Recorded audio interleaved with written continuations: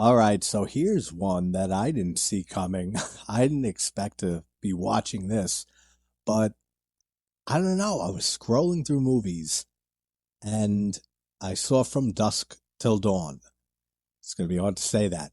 From 96, directed by Robert Rodriguez, with the screenplay by Quentin Tarantino, who is also in the movie as, what the hell's the brother's name? Richie, right? And Seth is George Clooney. I didn't know this, that the story, the general story and idea for this movie came from Robert Kurtzman of K&B Effects, and he also directed Wishmaster. I never knew that he came up with the concept for this, but this is a fun vampire flick, man, and the cast is excellent in this movie. You have George Clooney, you have Quentin Tarantino, you have Selma Hayek, who looks fantastic always, but in this movie, man, Harvey Keitel, Juliette Lewis, Michael Parks, Danny Trejo. It goes on and on. I know I'm forgetting one or two big names. Tom Savini with the cock pistol. That's great too. The cast is great. All the performances are fantastic.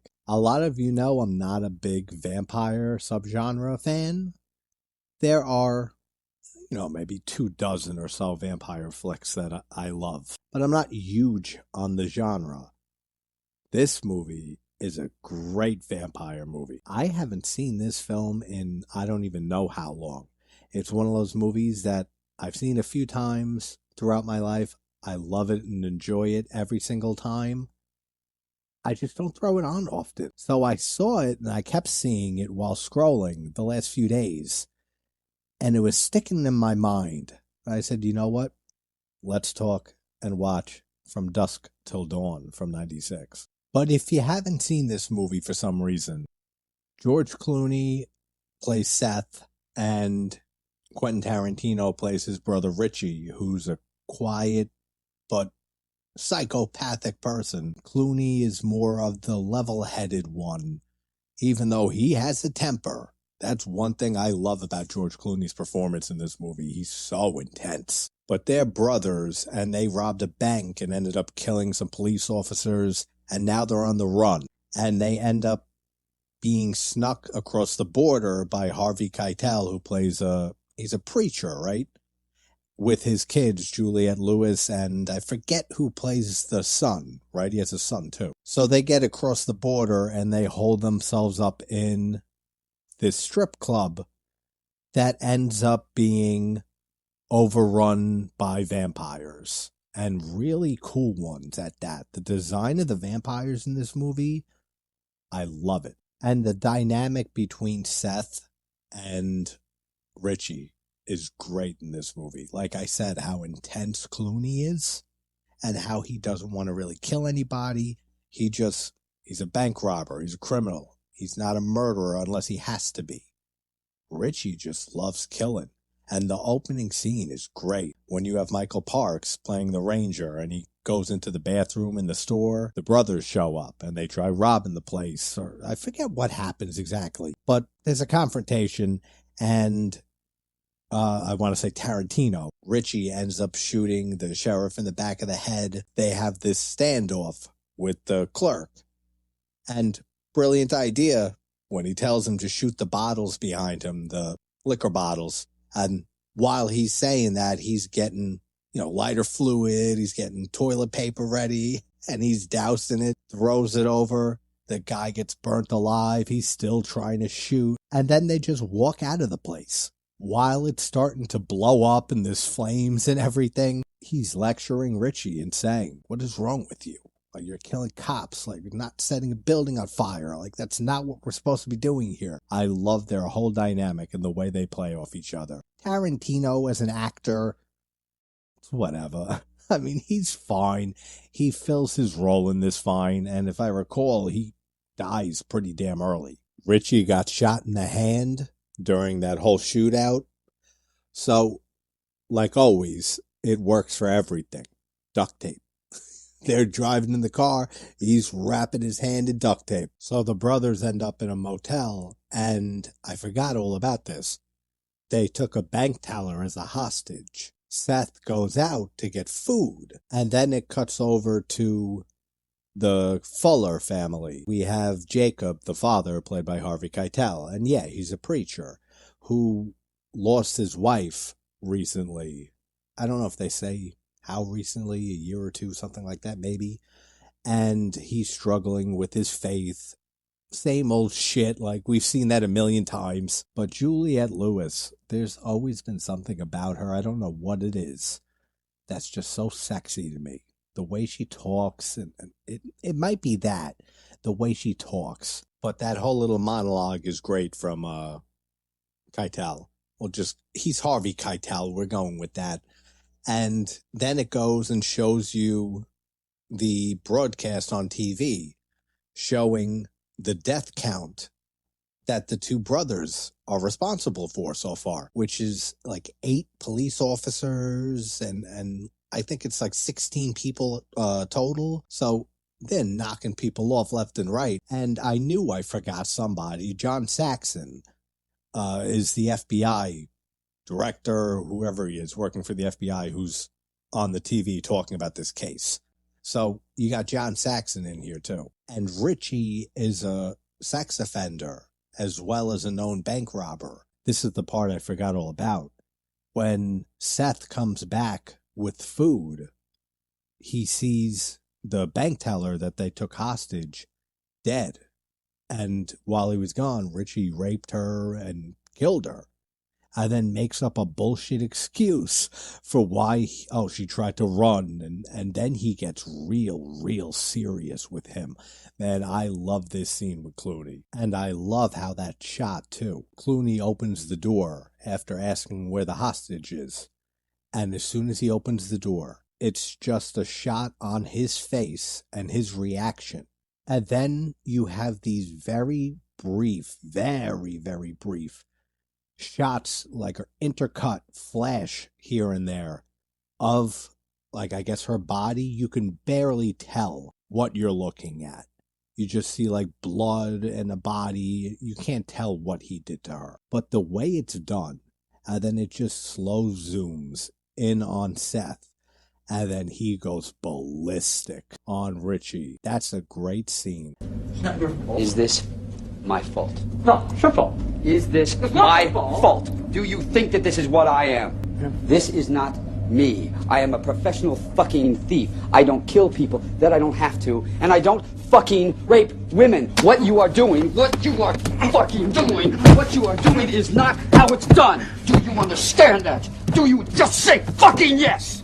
Say yes, Seth, I understand. Yes, Seth, I understand. Say yes, Seth, I fucking understand. And then they end up pretty much taking the Fuller family, hostage and using them to cross the border into Mexico, where the rendezvous point is the Titty Twister, the biker bar full of fucking vampires. And what a tense scene, too, when they're going across the border and they're hiding in the bathroom, the brothers, with, I forget her name, Juliette Lewis's character. They're trying to stay quiet, and it's just Harvey Keitel and his son in the front seat. And then the Border Patrol agent asks him, "What are you doing here?" He says, "It's just me and my son. We're going for vacation." And then it shows just how sick Richie is. He won't let anything go. Seth calls him a nutcase, says he's been acting like a nutcase. And he just starts screaming at him and like, "What do you mean by that? It's not the fucking time right now. Shut up." Like, you got border agents right outside. And they end up coming onto the RV. They open the bathroom and Juliette Lewis is just sitting there, like sitting on the toilet. "Excuse me, do you mind? Get the fuck out of here." That's great. And then the whole way that Seth's whole personality and attitude changes once they get into Mexico. He's like grabbing the son. He's like, "We did it. We're in Mexico, you little fucking fuck." All the stuff that he says. He's like, "All of you guys, I know I've been a prick, but a hard ass, but you are all in my cool book now."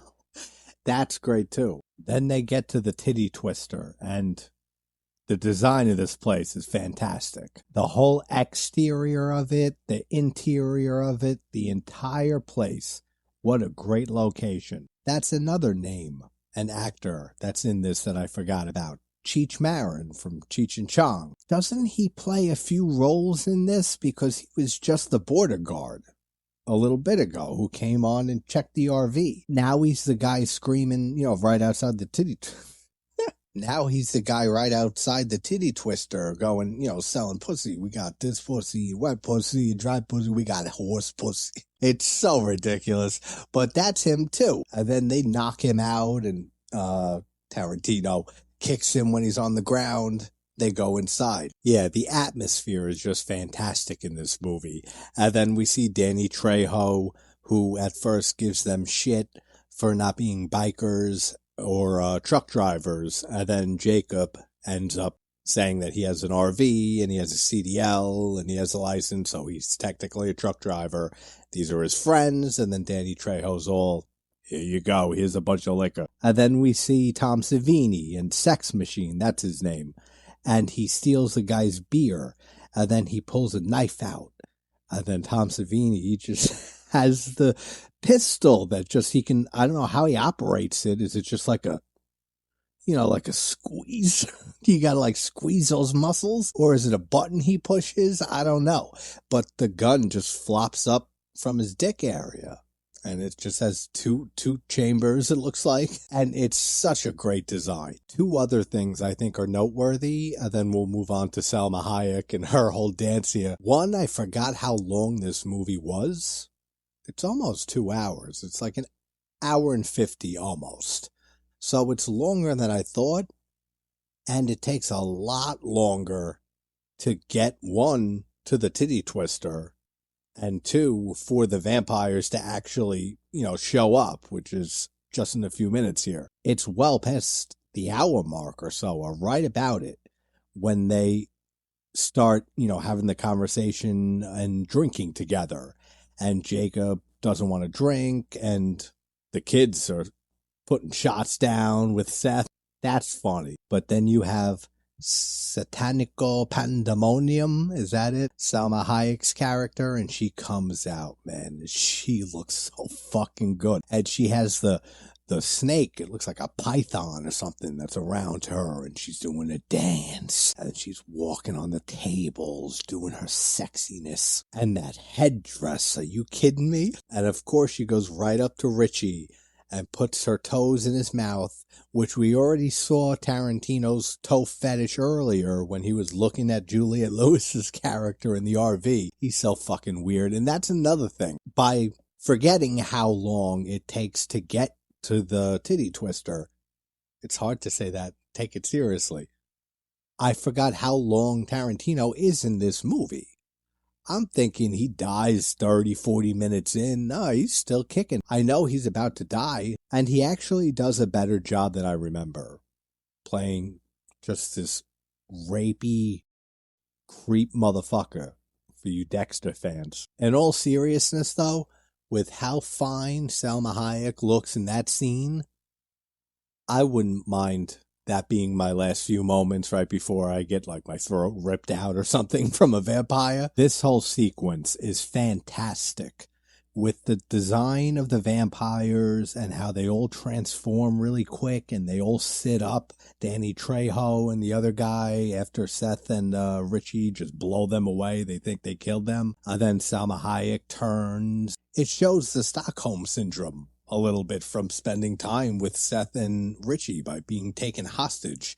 That Juliette Lewis screams out, "Richie, watch out!" And he gets a chunk ripped out of his neck. He dies. And these are classic vampire rules in this movie where you get bit by a vampire, you come back and turn into a vampire. Everyone starts turning into vampires and attacking all the non-vampires and ripping their throats out and just annihilating them. Then Tom Savini has one of them come up to him and his cock gun comes out and shoots a few rounds up into his face. That whole sequence is so well shot. It's so well choreographed and it's just chaotic as hell. Also, crosses affect the vampires, and I forgot all about that effect. What a great effect that is when Juliette Lewis takes her cross and sticks it in the mouth of one of the vampires, And it looks Evil Dead-esque, like the disintegration scene in a way, but it's not stop motion.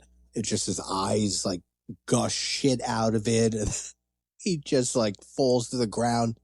That's great too. So crucifixes work, and I'm pretty sure if I remember right, don't they like bless water Jacob as a priest? Doesn't holy water come into play? I could be wrong, but I'm pretty sure I remember that, right? As I ask you guys if I remember something, there's a ton of great effects work and great shots in this movie. Like I said, I haven't seen this in forever. And isn't that, I don't know the guy's name, the black guy here. I'm not a big football fan or a big fan of the 70s blaxploitation films that he was in a lot of, but I know him. He looks very familiar. What's his name? Somebody leave it in the comments. But he rips one of the guy's hearts out, and I like how all the vampires, they have like the green blood, and they like dissolve into green shit, and it's still beating in his hand, and Tom Savini takes, I think, a pencil and just stabs the heart, and then the guy dies. Oh, also, how can you forget the band that's playing? The guy who's playing the guitar is playing a guitar that's made out of human body parts. And then Richie ends up coming back to life as a vampire, very briefly. But another cool effect. And Seth says to him, here's the, peace and death I couldn't give you in life. Ends up stabbing him in the heart with a stake. And some of the CGI, it's not the greatest, but none of it's bad or anything, like the flames. But then he just like bursts into flames, and Tom Savini and the black guy are holding the arms, his severed arms. And then Tom Savini's character goes, oh, and throws it on the floor. That's funny because he'd be the last person to get grossed out holding a severed arm. Frost. That's the character's name, the black guy. He's a Vietnam vet, and he starts telling the story about when he was in Vietnam, and he single-handedly killed all the Viet Cong around him, and there's blood everywhere. During that whole sequence, though, you see Tom Savini, Sex Machine, start to hear voices, and because he was bit, so he starts to transform, and in a great little jump scare, right in the climax of the story that Frost is telling, Sex Machine just pounces, biting Frost, then he bites Jacob, and I like how he fashions, because they all go into like this cool like cave. It's not a cave, but it looks like one. It's like a corridor, and it leads off to where like all the cargo is from all the trucks that these people, the vampires, have been feeding on the truckers and taking all the cargo all these years for who knows how long. So they're sitting on all that cargo. But the rest run in, Jacob's left outside, and then that's such a cool scene when the bat comes in, and then it turns into the vampire, and then there's a shit ton of vampires all over the place. And he has the cross, the makeshift cross, which is made up of a bat and a shotgun. So he can cock it with the bat and shoot some of them.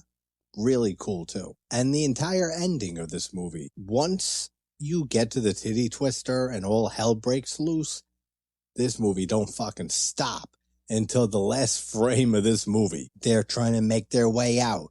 And then Sex Machine turns into a werewolf for some reason. I don't care why. It works, and it looks so good. Kate, that's Juliette Lewis's character with like 10 minutes left in this movie. She ends up using the crossbow and killing the werewolf Sex Machine. Words I never thought I'd ever utter. The werewolf Sex Machine. That's a good band name. And then the father, Jacob, turns. And stupid kid, the son, he's too slow. He doesn't have a gun in his hand for whatever reason.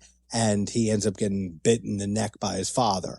So then he gets shot in the head and he gets killed. And all those great shots of the vampires surrounding, it's just Seth and Kate left. They start shooting holes all throughout the roof and the walls of the place, and the light starts flooding in. And then Carlos finally shows up.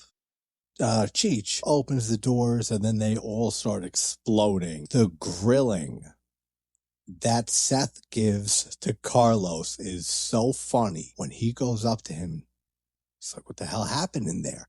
He said, of all the godforsaken shitholes in Mexico that we could have chosen for me to meet you at. You had to pick this place. And now my brother's dead and her entire family is dead. And the way he goes off on him. What's the matter with you? Are you crazy? Why, out of all of the godforsaken shitholes in Mexico, do we have to meet here? One place is just as good as another. That's just too funny. And Carlos says, What, were they psychos or? They look like psychos? Is that what they look like? They were vampires. Psychos do not explode when sunlight hits them. I don't give a fuck how crazy they are. that's a great line too. Clooney's performance in this movie really elevates it from what it would have been without him. If some other actor played his character, I don't think this movie would be as good as it is. And Seth and Kate end up parting ways and the movie ends. And it looks like it's built, the Titty Twister is built on like some ancient ruin. So that explains the vampires. I never watched the second and third movie. One is the sequel and I think one's a prequel. Then there was a TV series, right? Like I said, I was never big into this movie and it's been forever. But that's from Dusk Till Dawn from 96. That was a really fun rewatch. That was really, really fun. It went up a very large amount in my book. That's a great vampire flick. When I say it was so much fun watching this movie and re-seeing a lot of the effects, I was laughing so much. There's going to be a lot missing from this video. Just from having to cut from laughter, which is not unusual at all, but more so in this case. All right, guys. Hope everyone's having a good morning, afternoon, or night, wherever you're from. I will talk to you soon. Take care, guys.